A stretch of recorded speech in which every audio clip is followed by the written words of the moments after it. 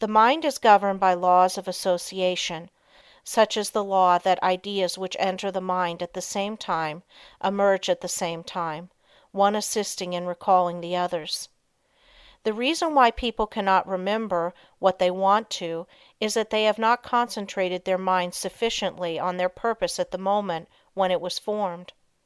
You can train yourself to remember in this way by the concentration of the attention on your purpose, in accordance with the laws of association. When once you form this habit, the attention is easily centered and the memory easily trained.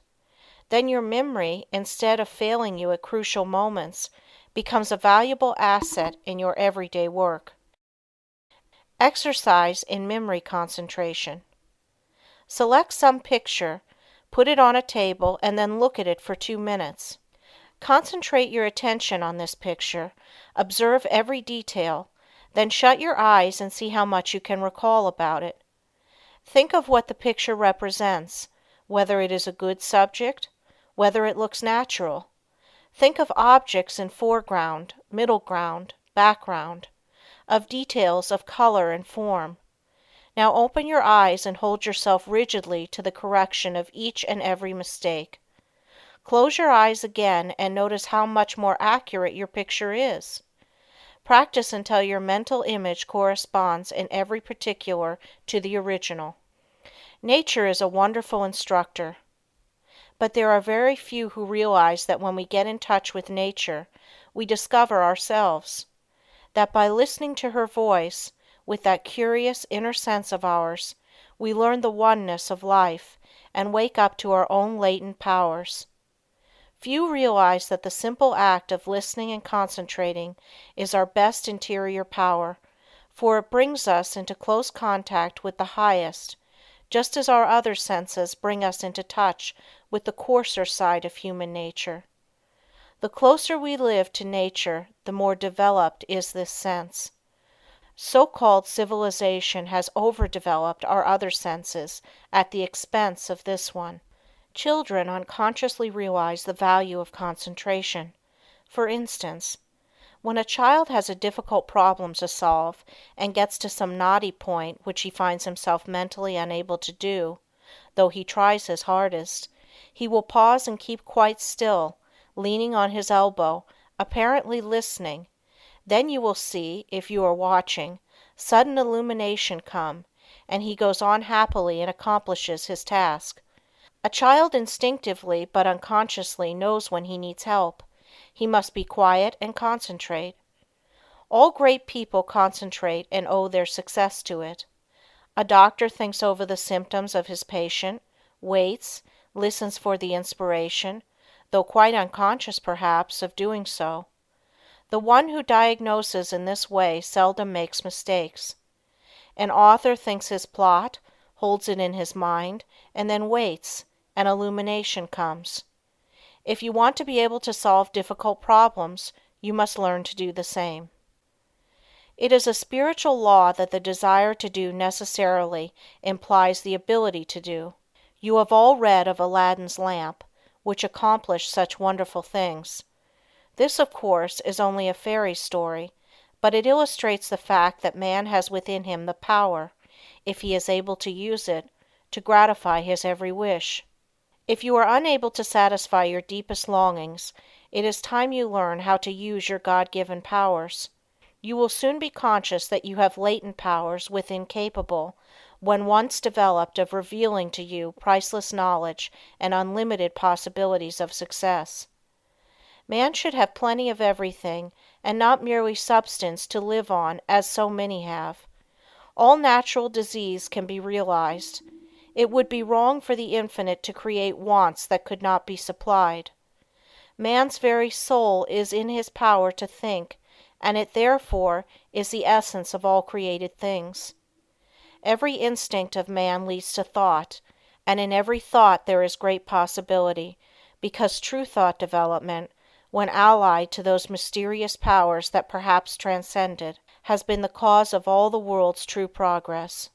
In the silence we become conscious of that something which transcends thought and which uses thought as a medium for expression. Many have glimpses of that something, but few ever reach the state where the mind is steady enough to fathom these depths. Silent, concentrated thought is more potent than spoken words, for speech distracts from the focusing power of the mind by drawing more and more attention to the without. Man must learn more and more to depend on himself, to seek more for the infinite within. It is from this source alone that he ever gains the power to solve his practical difficulties. No one should give up when there is always the resources of infinity. The cause of failure is that men search in the wrong direction for success, because they are not conscious of their real powers that when used are capable of guiding them. The infinite within is foreign to those persons who go through life without developing their spiritual powers. But the infinite helps only he who helps himself. There is no such thing as a special providence. Man will not receive help from the infinite except to the extent that he believes and hopes and prays for help from this great source. Concentrate on what you want and get it. The weakling is controlled by conditions. The strong man controls his conditions. You can be either the conqueror or the conquered. By the law of concentration you can achieve your heart's desire. This law is so powerful that which at first seems impossible becomes attainable. By this law, what you at first see as a dream becomes a reality. Remember that the first step in concentration is to form a mental image of what you wish to accomplish. This image becomes a thought seed that attracts thoughts of a similar nature. Around this thought, when it is once planted in the imagination or creative region of the mind, you group or build associated thoughts which continue to grow as long as your desire is keen enough to compel close concentration. Form the habit of thinking of something you wish to accomplish for 5 minutes each day. Shut every other thought out of consciousness. Be confident that you will succeed. Make up your mind that all obstacles that are in your way will be overcome and you can rise above any environment. You do this by utilizing the natural laws of the thought world, which are all powerful. A great aid in the development of concentration is to write out your thoughts on that which lies nearest your heart, and to continue, little by little, to add to it until you have as nearly as possible exhausted the subject. You will find that each day as you focus your forces on this thought at the center of the stream of consciousness, new plans, ideas, and methods will flash into your mind. There is a law of attraction that will help you accomplish your purpose. An advertiser, for instance, gets to thinking along a certain line. He has formed his own ideas, but he wants to know what others think. He starts out to seek ideas, and he soon finds plenty of books, plans, designs, etc. on the subject, although when he started he was not aware of their existence. The same thing is true in all lines. We can attract those things that will help us. Very often we seem to receive help in a miraculous way. It may be slow in coming, but once the silent, unseen forces are put into operation, they will bring results so long as we do our part. They are ever present and ready to aid those who care to use them. By forming a strong mental image of your desire, you plant the thought seed, which begins working in your interest, and in time, that desire, if in harmony with your higher nature, will materialize. It may seem that it would be unnecessary to caution you to concentrate only upon achievement that will be good for you and work no harm to another, but there are many who forget others and their rights in their anxiety to achieve success. All good things are possible for you to have, but only as you bring out your forces into harmony with that law that requires that we mete out justice to fellow travelers as we journey along life's road. So first think over the thing wanted, and if it would be good for you to have, say, I want to do this. I am going to work to secure it. The way will be open for me. If you fully grasp the mental thought of success and hold it in the mind each day, you gradually make a pattern or mold which in time will materialize. But by all means keep free from doubt and fear, the destructive forces. Never allow these to become associated with your thoughts. At last you will create the desired conditions and receive help in many unlooked-for ways that will lift you out of the undesired environment.